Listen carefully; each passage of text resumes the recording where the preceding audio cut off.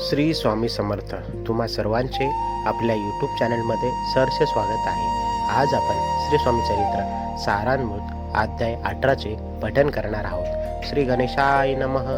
स्वामी सुताच्या गादीवरी कोण नेमावा अधिकारी, याचा प्रश्न सेवेकरी करीताती समर्थाते। तेव्हा बोलले समर्थ, सेवेकरी असती साप्रत, परी एकही मजला त्यात योग्य कोणी दिसेना। जेव्हा येईल आमुच्या मनासी, त्या समयी मोर पांखरासी अधिकारी निमू गादीसी।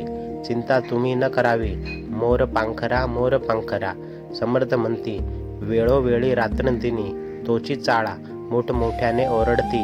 आमुच्या पाऱ्यांची वीट जतन करावी नीट।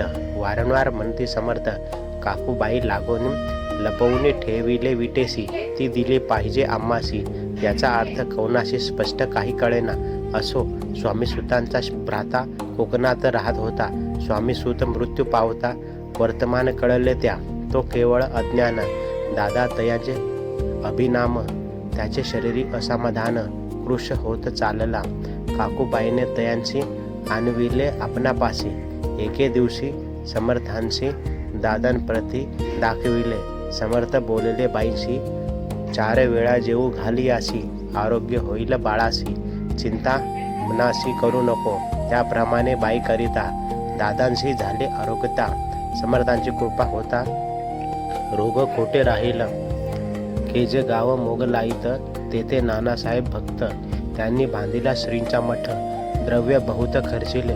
श्रींची आज्ञा घेऊन सत्य पादुका स्थापाव्या मठात। या कारणे अक्कलकोटी येत दर्शन घेत समर्थांचे। ते म्हणती काकूबाईशी, पादुका स्थापन करावयासी, तुम्ही पाठवा दादांशी समागमे आमुच्या। बाई म्हणे, तो अज्ञान, तशाचे शरीरी असमाधान, त्याची काळजी घेईल कोण। सत्य सांगा मज लागी, समर्थ वृत्त एकोणी म्हणती। द्यावे पाठवून, बाळ आहे जरी अज्ञ, तरी सांभाळू तयासी। समर्थ पुनच्च बाईशी बोलले, त्यात तुमचे काय गेले। आम्हासी दिसेल जे भले, तेच आम्ही करू की। शेवटी मंडळी सांगती, दादाशी पाठविले। केजे प्रती पादुका स्थापन झाल्यावरती दादा आला परतोने। पुढे सेवेकऱ्यां सांगती, त्याशी मुंबईशी पाठविते। ब्रह्मचार्याची आज्ञा करीती, याशी स्थापन गादीवरी। दादांशी करुणी गोसावी, मुंबईची गादी चालवावी। स्वामी सुतांची आस द्यावी, कफनी जोडी निशाण। ब्रह्मचारी दादांशी उपदेशित, दिवस निशी गोसावी होऊन गादीशी चालवावे। पण दादा जरी अज्ञान होता, तरी ऐशा गोष्टी करिता। नकार म्हणेची सर्वता, न रुचे चित्ता त्याची। या परी ब्रह्मचार्यांनी पाहिली खटापट करोनी। शेवटी दादाशी मुंबईहून अक्कलकोट पाठविले। समर्थ ऐशा समयाशी आज्ञा केली भुजंगाशी। घेऊन माझ्या पादुकाचे मस्तकी ठेव दादांच्या। मोर्चेला आणून सत्वरी, धरा म्हणती त्यावरी। आज्ञेप्रमाणे सेवेकरी करिताती, तैसेच श्रींच्या पादुका शिरी पडता उपरती झाली त्याच्या चित्ती। हृदयी प्रकटला ज्ञान सविता, अज्ञान गेले लयाते। धन्य गुरुचे महिमान, पादुका स्पर्श करून झाले तात्काळ ब्रह्मज्ञान। काय धन्यता वर्णावी। असो, दादांची पाहुणी वृत्ती, काकूबाई दचकली चित्ती। म्हणे समर्थ, दादांप्रती वेड खचित लाविले। ती म्हणे, जी समर्था, आपण हे काय करिता। दादांची या शिरी ठेविता पादुका, काय म्हणून। समर्थ बोलले, तियेचे जे बरे वाटेल आम्हासी, त्याची करू या समयासी। व्यर्थ बडबड करू नको। काकूबाई बोले वचन, एकासे गोसावी बनवून टाकीला आपण मारून। इतकेची पुरे झाले एकोण ऐशा वचनाला। समर्थाची क्रोध आला, घाला म्हणते बाईला खेड्या माझी सत्वर।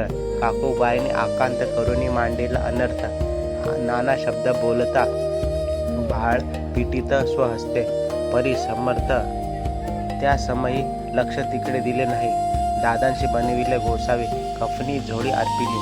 दुसरे दिवशी दादांशी समर्थ पाठविते भिक्षेची। ते पाहून काकूबाईशी दुःख झाले अपार। समर्थांचे हसू आले, अधिकाचे कौतुक मांडिले।